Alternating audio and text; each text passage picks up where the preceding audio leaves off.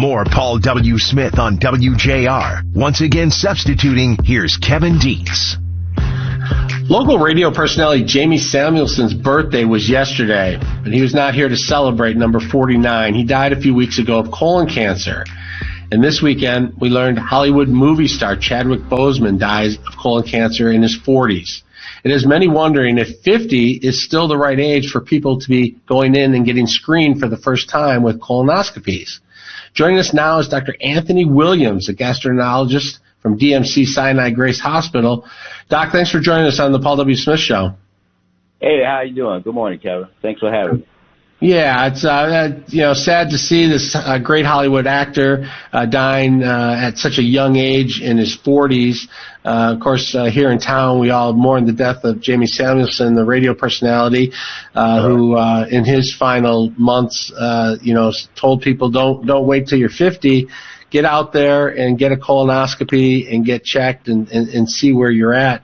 What is the science telling us? What should we be doing? Well, the screening guidelines for colorectal cancer is to begin screening at the age of 50 for both men and women.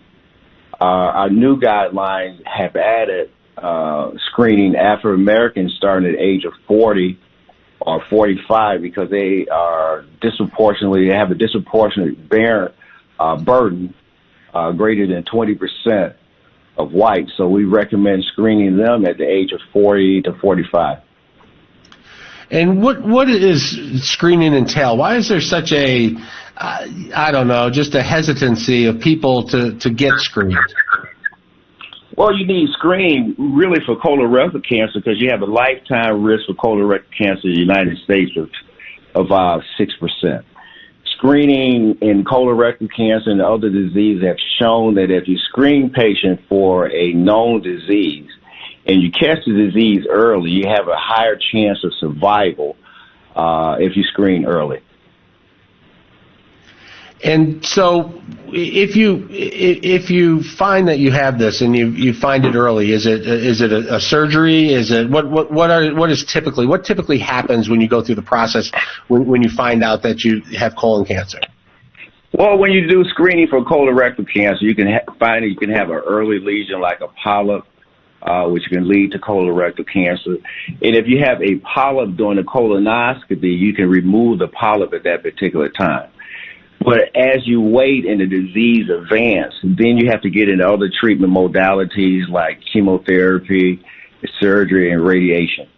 So screening if you catch the disease at an earlier stage, you have a higher percentage of survival versus if you catch it at a later stage, you only have like a 90% of survival. So if the disease has metastasized, you only have a 90% 5-year survival.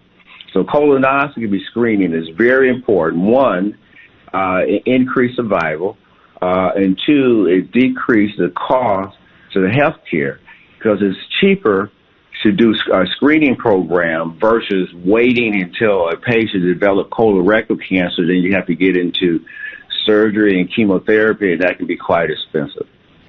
Now, you see these commercials on TV where you can do this from home. Go to the bathroom in a box at home, mail it in, get it. Right. Does that work, or is that an early screening, or do you need to come in? What do people need to do? Well, people need to do the best modality. So you're asking about different modalities. So we're talking about the stool test, which we see on commercial all the time, which we call a Cologuard, or a FIT test, FIT test, which is a fecal immunochemistry test. Those are tests, take-home tests, where you pick up the test from your physician, you take it home, and you give stool samples, and you take it back to the doctors, they send it to a lab.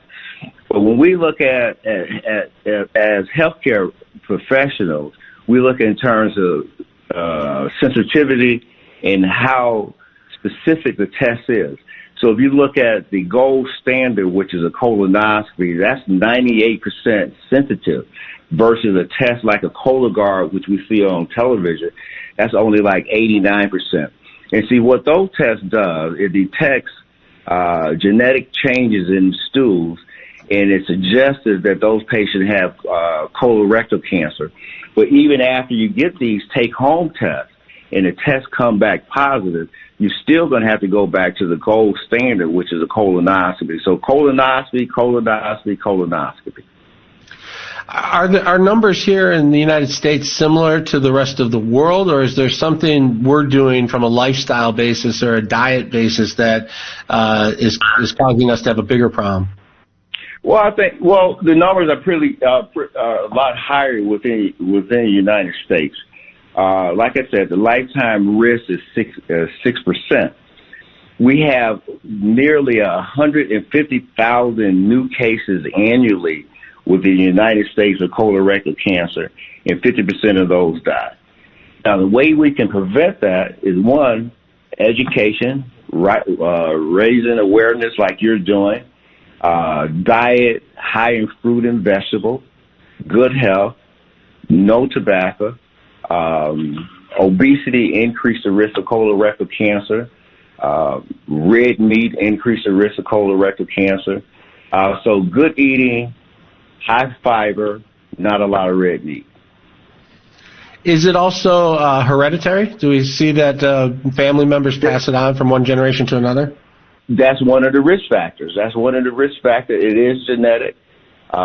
If you have what we call a first-degree relative, like your mom, your dad, your sister, or brother, you have a higher chance of developing colorectal cancer. And those people are screened a little bit differently. They're screened every 3 to 5 years versus the general population without that risk factor undergo regular screening every 10 years. We get a lot of people who say, you know what, I've seen, this person pass away. This is so sad. I'm going to get an appointment. I'm going to go in, and then they don't. Right. I just wonder, is there anything that we can do to encourage people to go? Obviously, there's some discomfort, I imagine, in the colonoscopy process. But that being said, it's not so bad that it's not worth getting checked. I mean, it is a fairly simple procedure. Yeah, it's a very, what you're talking about is some of the barriers, the reason why we don't go get, a lot of patients don't go get screening. One, like you said, is low education, fear, pain of the procedure. The procedure is really a quite painless procedure. Your day would be like you would come to the hospital. We would start an IV. You have what we call conscious sedation. A lot of patients usually take about 15 to 30 minutes to perform the procedure. So there's no pain involved. A lot of times people do fear the procedure because of the complications. A lot of times patients don't come in to get the procedure because of the cost, loss of time from work, and sometimes due to the lack of access for getting the procedure. All right, so the message is get in there and get checked, and early. Dr. Anthony Williams, DMC Sinai-Grace Hospital, thanks for being on the Paul W. Smith Show. Hey, really appreciate it. All right. Bye-bye.